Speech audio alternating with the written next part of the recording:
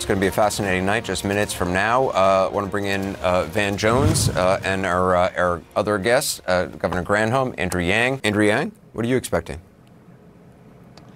I think it's going to be a fantastic kickoff tonight because the Democrats are in a position to argue that we need a change in leadership in a time when 72% of Americans think we're in the worst period that we have ever experienced. I'm a parent. I don't know if my children's school is going to open this fall, and millions of Americans are in the same boat. Right now, Trump is losing, make no mistake, but this is a chance for Joe and Kamala to start winning. And I think that this convention is going to go a very, very long distance in helping Americans get excited about turning the page for our country, because right now Americans are stressed out, miserable, and looking for a less exhausting approach to our politics and leadership. Andrew, do you think there's a fear that they will be focused too much on President Trump and not about, running against him as opposed to running for something?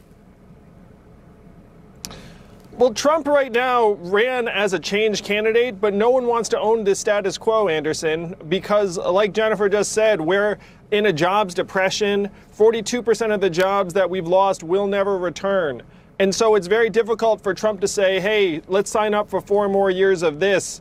The Democrats can present a very compelling case that what we need is another change. For some of the voters who voted for Donald Trump looking for change, they're going to be very, very much pushed to the Democratic column, and we're already seeing it in the polls, because right now Trump is losing and he's having a hard time making any argument that's helping him regain any ground.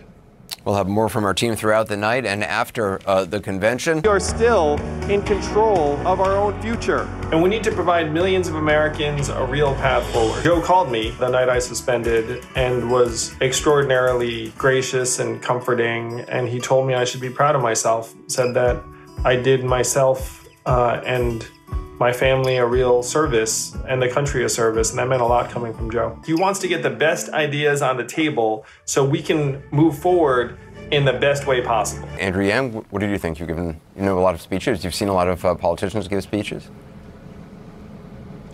Michelle Obama's compelling in part because, like David said, she doesn't come across as a politician. She comes across as a mother and patriot who's concerned about what's going on in the country. But I thought Bernie Sanders' speech was perhaps one of the most important pieces of tonight, because he seemed very sincere and excited about Joe and Kamala in a way that I did not feel in 2016. You know when you go to a wedding and someone gives a speech and you always can kind of tell what's going on? Like from Bernie's speech, I felt like Bernie is ready to get married, and I did not feel like that marriage energy in 2016. So that's an enormous step, I think, for the Democratic Party's chances of success in the fall. Andrew, do you think that the socialism label will stick? I mean, it's been used against Democrats, obviously, for a long time. I mean, does Joe Biden and Kamala Harris scream socialism to many Americans? They really don't. And the fact is, most Americans right now realize that we need the government to take a leading role in helping dig us out of the hole that we're in. And I thought that the series of Meg Whitman and Christy Todd, the other Republican leaders who said they were supporting Joe, I thought was very effective. I think there was like a permission structure so that if you were a moderate Republican who is trying to figure out if you're going to vote for Trump or not, that you felt like the safe, comfortable thing to do was to head towards Joe and Kamala. Van, I know, sorry, I interrupted you. Well, I mean, I think a couple things here. First of all, the way I saw Michelle Obama and what she was trying to accomplish, she has 2 challenges. One, I believe that creating a permission structure, as Andrew said, for the Republicans to move over and say, I may not agree with everything Biden does. I sure don't like the left wing of that party. But there's some decency here I want to be associated with. There's some character here I want to be associated with. There's some empathy. There's some reality here I want to be associated with. They accomplished that tonight, despite the hiccups and bumps. Governor? And what they're asking people to do, Anderson, on these Republicans, to pick up on Van's point, what they're asking Republicans to do is lay down all of their deeply held policy views. You like low taxes, you're pro-life, you want less government regulations, you believe in the free market. You're asking Republicans to lay all that down over the argument Van made, which is the character argument, and I guess that's the only road they can go down. And my suspicion is a few might, But at the end of the day, my suspicion is most Republicans will go home to Trump. And where the election, the persuasion election is really going to be fought is in that sort of, center lane where you've got a lot of suburban voters that may vote for Democrat or Republican depending on the election. I just don't see a lot of partisan Republicans making Republicans are parents too. They want their schools to open. Sorry, go ahead, Andrew. Finish it off. I was just saying, I don't think it is a policy thing. I mean, Republicans are parents. Their schools may or may not reopen. No one wants a continuation of this. Republicans are looking up, saying, "Oh my gosh, like I'm a small business owner. My doors can't stay open." No one's looking up trying to argue for Republican orthodoxy in this environment. It's all going out the window. It's one reason why the stimulus bill that put trillions of dollars into the economy was nearly unanimous. We're past a point where you can argue Republican talking points and have any chance of winning. Governor? Totally agree with that. Andrew mentioned that the coronavirus relief bills passed with the near unanimous votes, even though they ramped up the deficit a lot. It's because there was a realization by both parties that something had to be done. So I totally agree that the rigidity in these ideologies is flexible in times of crisis, and it has to be. I mean, that's the way both parties have to be. But there is a certain set of principles and values, policy values that you have that causes you to join one party or the other. And you put a guy like Kasich on television to try to argue to lay down all of that.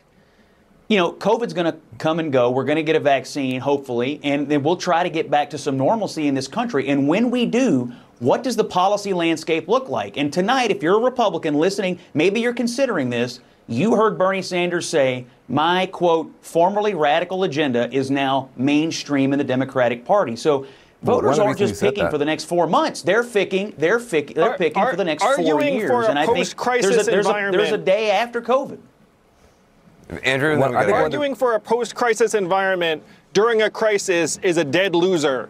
If Republicans are going to get up and say, hey, eventually the coronavirus will fade away, and then don't you want us in charge? I mean, people are concerned about right now. People can't pay their bills. People's schools are closed. People's small businesses that they spent a lifetime building are now shut for good. So trying to argue that, hey, eventually the smoke will clear when we're the ones who helped set the house on fire through terrible leadership is going to be such an utter losing argument. I mean, I certainly hope that's what the Republican convention sounds like. Andrew, it is true that often one forgets in a regular convention, you have a lot of people who I guess have to be allowed to speak for whatever reason. And so there's a lot of sort of checking the box and all right, we got that person to speak for 5 minutes and they went over their time and now the other person. So, I mean, it did avoid all of that.